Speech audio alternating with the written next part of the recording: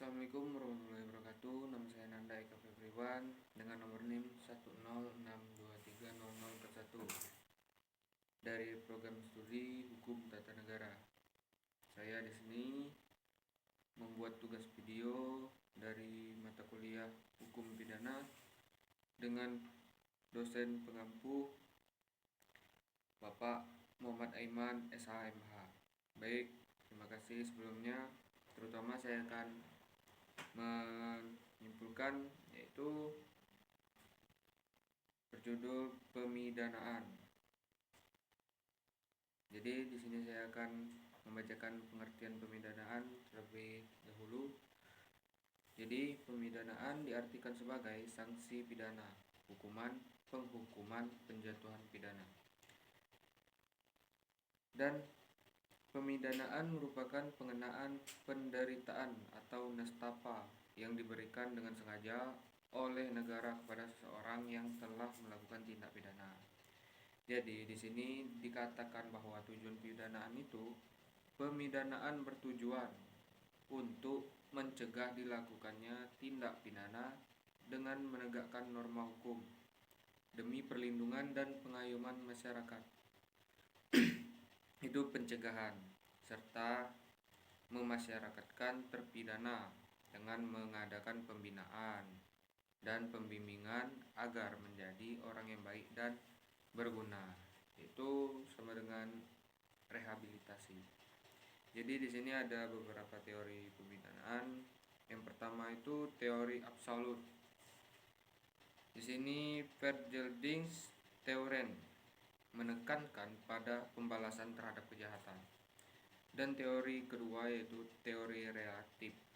Teori relatif ini Doltheorin menekankan pada tujuan dan manfaat pemidanaan seperti pencegahan kejahatan. Dan yang ketiga teori gabungan.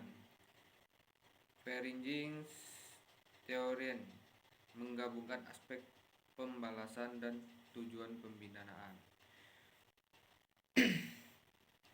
Di sini dikatakan jenis-jenis pemidanaan, yaitu yang pertama itu pidana pokok, hukuman pokok yang meliputi pidana penjara, pidana denda, dan pidana mati.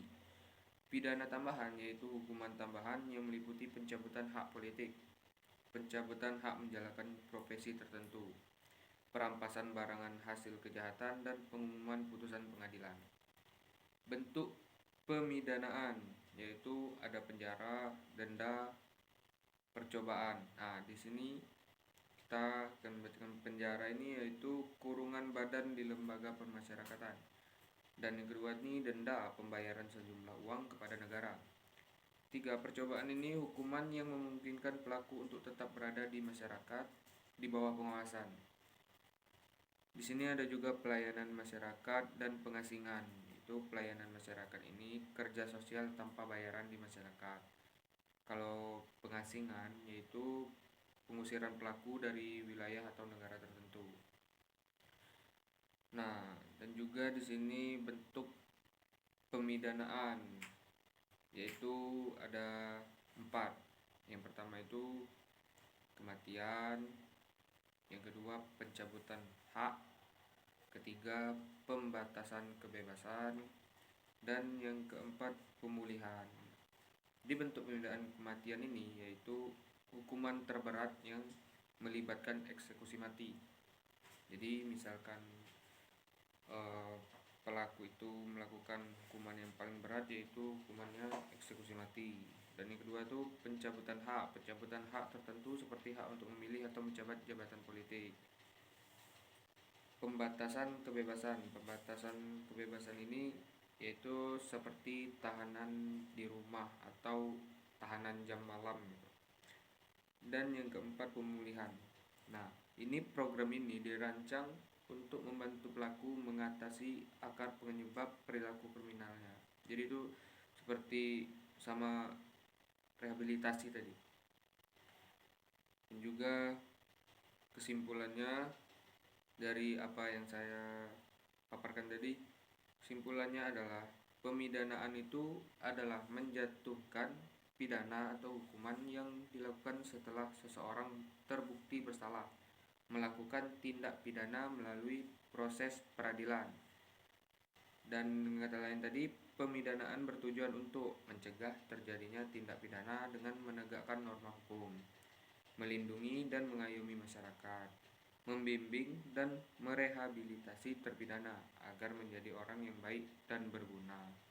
Nah, jadi mungkin itu saja kesimpulan materi pemidanaan dari saya.